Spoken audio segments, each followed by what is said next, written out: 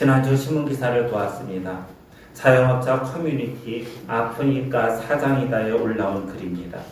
글쓴이 A씨는 1년 전 수족관과 열대어들을 선물로 받고 가게 현관 앞에 있는 벽에 수족관이 들어가도록 인테리어를 했습니다. 손님들은 열대어를 보고 예쁘다 이러면서 사진 찍으면 본인도 덩달아 흐뭇하고 기분이 좋았다고 합니다. 그런데 문제가 발생합니다. 아이들이 오면 죽어라 라고 외치면서 수족관 유리벽을 주먹으로 내리치고 아이 부모는 그러거나 말거나 음식 나올 때까지 휴대전화만 봅니다. A씨는 아이들이 장난이 심해지면 다가가서 물고기도 생명이다. 자꾸 그렇게 내리치면은 스트레스를 받아 물고기가 죽을 수 있다.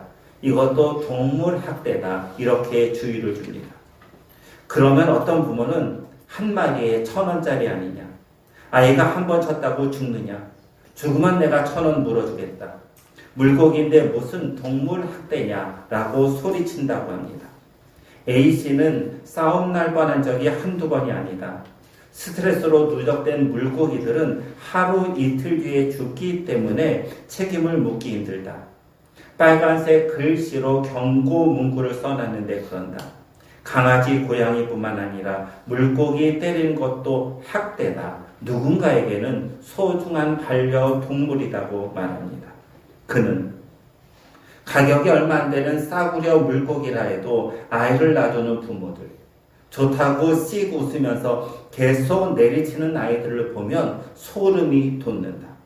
얌전히 보는 착한 아이들도 있지만 일부러 물고기가 스트레스를 받도록 주먹으로 내리치는 아이들이 오면은 혐오가 생길 것 같다. 부모 교육이 문제인 것이냐 아니면 아이들이 태생부터 악마인 것이냐 이렇게 털어놨습니다. 동물보호법은 고통을 느낄 수 있는 신경체계가 발달한 척추 동물을 동물로 규정합니다. 포유류, 조류, 파충류, 양서류, 어류, 여기서 어류는요 식용 목적은 제외예요. 이런 것들이 해당합니다. 살다 보면은 옳고 그름을 분별하지 못하는 사람들을 만납니다. 이런 사람들을 만나면 여간 곤혹스럽지 않습니다. 상식이 통하지 않습니다. 그나마 어린아이가 이렇게 옳고 그름을 분별하지 못하면은 그래도 다행입니다. 이해가 가능합니다. 문제는 장성한 어른이 옳고 그름을 분별하지 못할 때입니다. 이럴 때 요즘 말도 노답입니다. 장성한 어른이 선과 억을 구별하지 못하면은 답이 없는 것 같습니다. 본문으로 들어갑니다.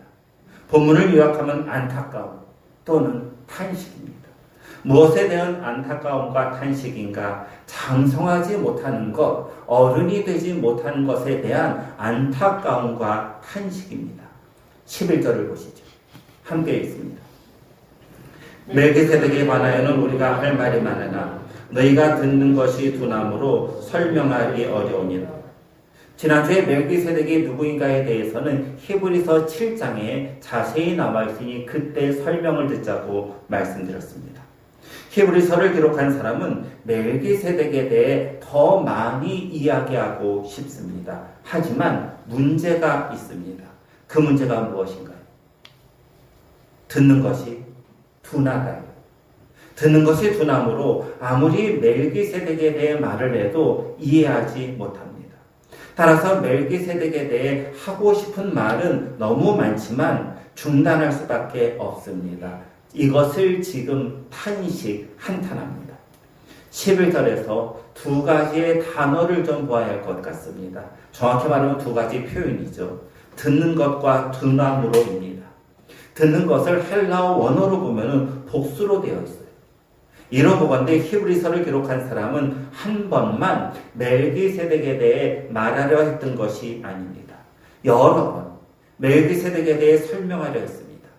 그렇게 여러 번 시도했지만은 포기할 수밖에 없습니다. 그 이유는 둔함으로 있습니다. 둔하다. 이 말씀은요, 멀다에서 나왔습니다. 설명을 하는데 재빨리 알아듣지 않습니다. 여러 번 반복해서 오랜 기간 공을 들여 설명해야 겨우 알아들을까 말까입니다. 이것이 멀다라는 의미잖아요.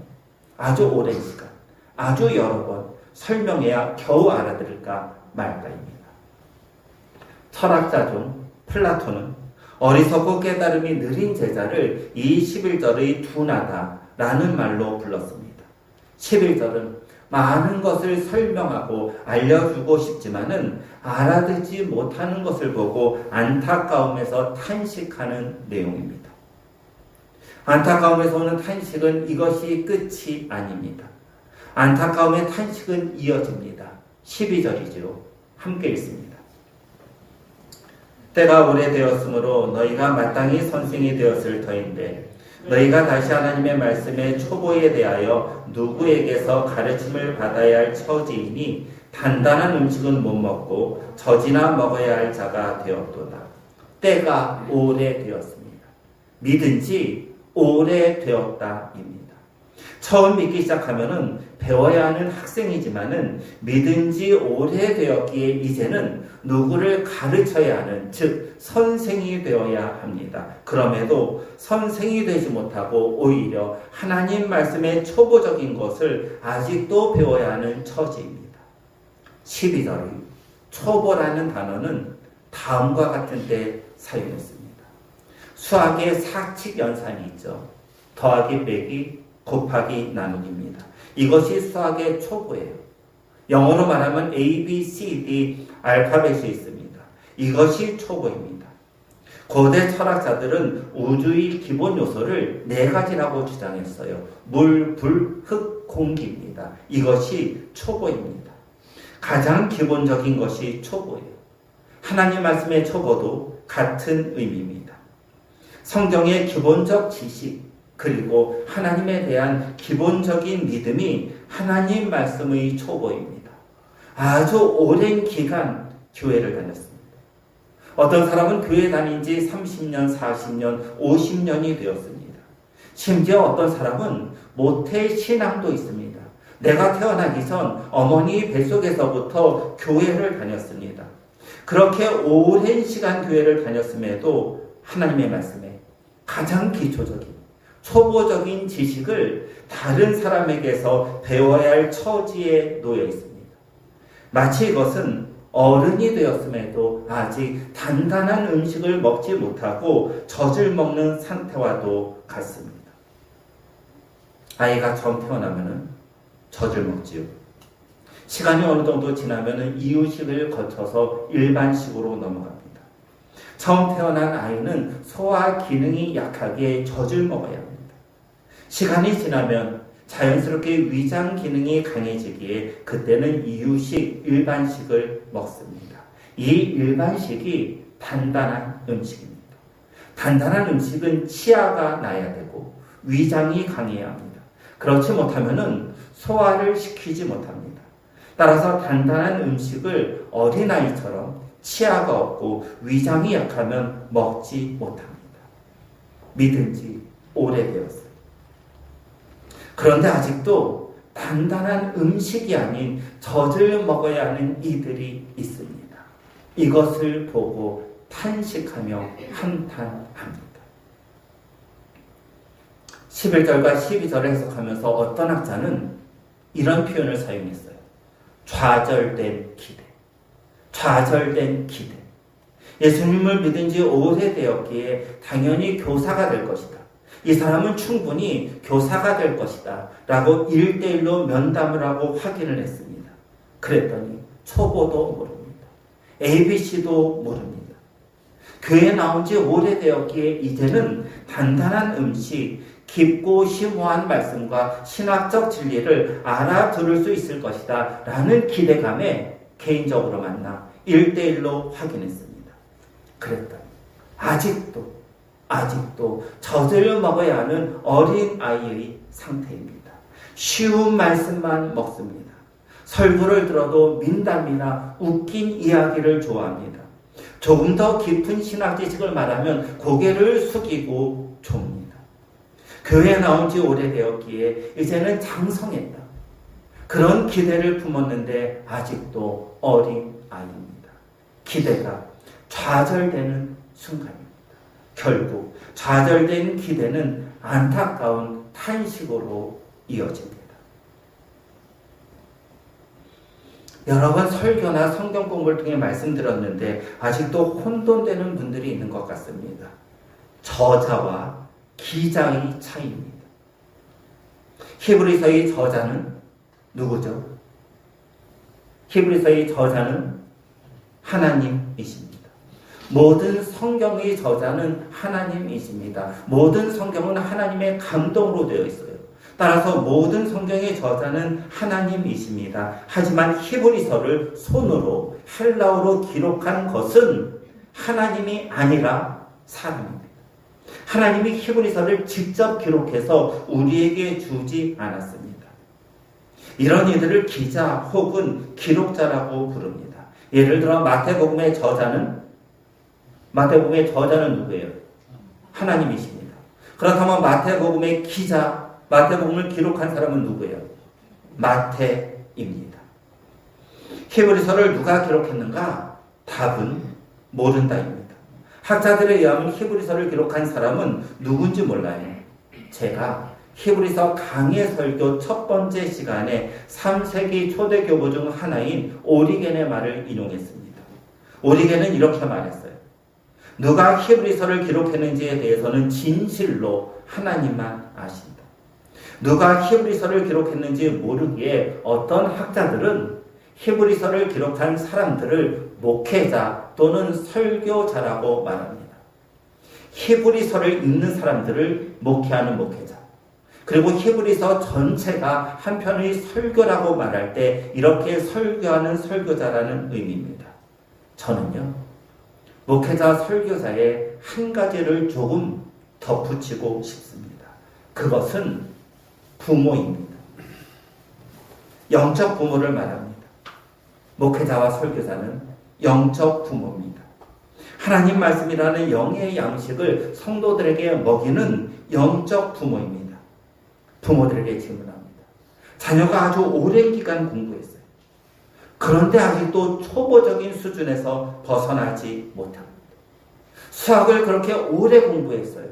이 정도의 공부의 분량이라면 미분, 적분을 해야 하는데 아직도 사칙, 연산, 더하기, 빼기, 곱하기, 나누기에 머물러 있습니다. 이번엔 영어를 말할까요? 영어를 아주 오랜 기간 공부했어요. 일반적으로 이 정도의 오랜 기간이라면 기본적인 영어 회화를 하는데 확인해 보니 A, B, C, D 알파벳에 머물러 있습니다. 그때 심정이 어떻습니까? 안타깝죠. 걱정도 들죠. 한 가지 질문이 더 있습니다. 자식이 태어났습니다. 너무 기쁘고 감사해서 아이를 붙들고 젖을 먹입니다. 이제 시간이 지나 이유식을 먹이고 일반식을 먹여야 합니다. 그렇게 시간이 한창 지나 3살, 4살이 되었는데 아직도 젖을 먹습니다. 그때 부모의 마음, 부모의 심정은 어떠합니까? 이유식과 일반식을 먹여야 성장하죠. 젖만으로는 성장하지 않습니다. 만약 3살, 4살이 되도록 젖만 먹어야 한다면 그때 부모의 마음은 찢어집니다. 좌절감을 맛봅니다. 기대가 크면 실망이 크다고 했던가요? 기대하지 않았으면 좋은데 기대하지 않을 수 없지요. 여러분, 남이라면 기대하지 않아요. 남이라면 기대를 해도 쉽게 그 기대를 내려놓습니다. 그런데 내 자식이잖아요. 자식이니 기대를 버릴 수 없습니다. 그 기대는 이내 실망으로 다가옵니다. 강한 실망감, 강한 좌절감입니다. 동시에 안타까움도 있습니다. 제발 우유가 아닌 밥 좀 먹었으면 좋겠다. 이런 안타까움에서 탄식이 나옵니다. 설교자와 목회자의 안타까움과 탄식이 이렇습니다. 부모의 심정에서 나오는 안타까움이자 탄식입니다. 그렇게 오랜 기간 믿었는데 제발 이제는 어린아이에서 벗어나 어른이 되어야 하는데 아직 어른이 되지 못한 모습을 보고 탄식이 나옵니다. 교회 다닌 지 그렇게 오래되었는데 아직 말씀의 초보에만 머물러 있으니 그것을 보고 한탄하며 탄식합니다. 성장을 향하는 기대입니다. 이 탄식, 이 안타까움, 이 좌절된 기대의 문제를 어떻게 해결해야 할까요? 13절과 14절에 답이 있습니다. 제가 13절을, 여러분들이 14절을 읽으십니다. 이는 젖을 먹는 자마다 어린아이니 의의 말씀을 경험하지 못한 자요.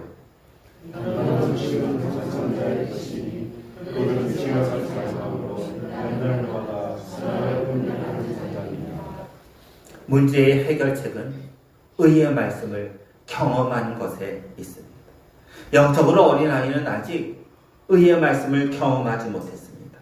역으로 말하면 영적으로 성장한 어른과 같은 성도는 의의 말씀을 경험했습니다. 또한 영적으로 성장한 성도는 젖이 아닌 단단한 음식을 먹습니다. 이것은 선악을 분별하는 것을 말합니다. 여기서 질문을 던져야 해요. 여러분, 의가 무엇이죠? 여러분, 의가 무엇입니까? 첫 번째는 도덕적으로 올바른 것입니다. 옳고 그름을 분별하는 것입니다. 14절 말씀 그대로 선악을 분별하는 것입니다. 그렇게 옳고 그름을 분별해요. 선과 악을 분별해요. 그 다음 단계는 뭐예요? 옳은 것을 행하고 선을 행하는 거죠. 그런 것을 버리고 악을 버리는 것입니다. 종교개혁자 칼빈은 본문에서 이렇게 단식합니다. 진리와 거짓과의 사이를 왔다 갔다 하는 것이 도대체 무슨 신앙이란 말인가? 그것은 어느 순간에 무너져 버리기 쉬운 것이 아니겠는가? 옳고 그름에서 왔다 갔다 하는 것, 선과 악 사이에서 왔다 갔다 하는 것, 진리와 거짓을 오가는 것은 신앙이 아닙니다. 그런 교인이 있다면 반드시 어느 한순간 무너집니다. 두 번째, 의가 무엇인가요? 말씀 좀 띄워주세요. 두 번째, 의가 무엇인가? 저랑 함께 이 두 개의 말씀을 읽습니다. 먼저는 창세기 15장 6절 함께 읽습니다. 아브라함이 여호와를 믿으니 여호와께서 이를 그의 의로 여기시고, 이번엔 로마서 1장 17절이죠. 역시 함께 읽으십니다. 복음에는 하나님의 의가 나타나서 믿음으로 믿음에 이르게 하나니 기록된 바 오직 의인은 믿음으로 말미암아 살리람과 같으니라. 두 말씀을 주의 깊게 보시기 바랍니다. 성경은 의를 한 가지 행동과 연관해서 설명하십니다. 무엇이죠? 의를 무엇과 연관해서 말씀하십니까? 믿음이에요. 믿음. 여호와 하나님이 무엇을 의로 여기셨습니까? 아브라함이 여호와를 향한 믿음이에요. 그렇죠. 여호와를 믿으니 여호와께서 이를 그의 의로 여기셨어요. 의는 무엇으로 말미암아 삽니까? 믿음이에요. 두 번째 의란 예수님을 향한 믿음입니다. 의의 말씀이란 그렇다면은 예수님에 대한 믿음이 들어있는 말씀입니다. 이것은 아주 중요해요. 여러분, 의가 어디서 오나요? 의는 예수님을 향한 믿음에서 옵니다. 진리와 거짓을 분별하는 능력이 어디서 오는가? 옳고 그름을 분별한 후 옳은 것을 행하고 그런 것을 버리는 능력이 어디서 오는가? 예수님을 향한 믿음에서 옵니다. 예수님을 제대로 믿는 사람이라면 그런 악을 행하지 않습니다. 예수님을 제대로 믿는 사람이라면 그런 나쁜 짓을 절대로 하지 않습니다. 아니, 할 수도 없습니다. 물론 우리 모두는 죄인입니다. 로마서 3장의 말씀대로 의인은 없나니 하나도 없습니다. 악도 행하고 나쁜 짓도 하며 죄도 짓습니다. 그러나 예수님을 제대로 믿는 사람이라면 반드시 회개합니다. 죄를 짓고 악을 행하며 불법을 행한 후 반드시 그 죄에서 돌이킵니다. 예수님을 제대로 믿는 사람이라 그런 악한 행동을 할 수 없지만 설령 한다고 해도 자기 행동을 돌아보고 돌이키며 회개합니다.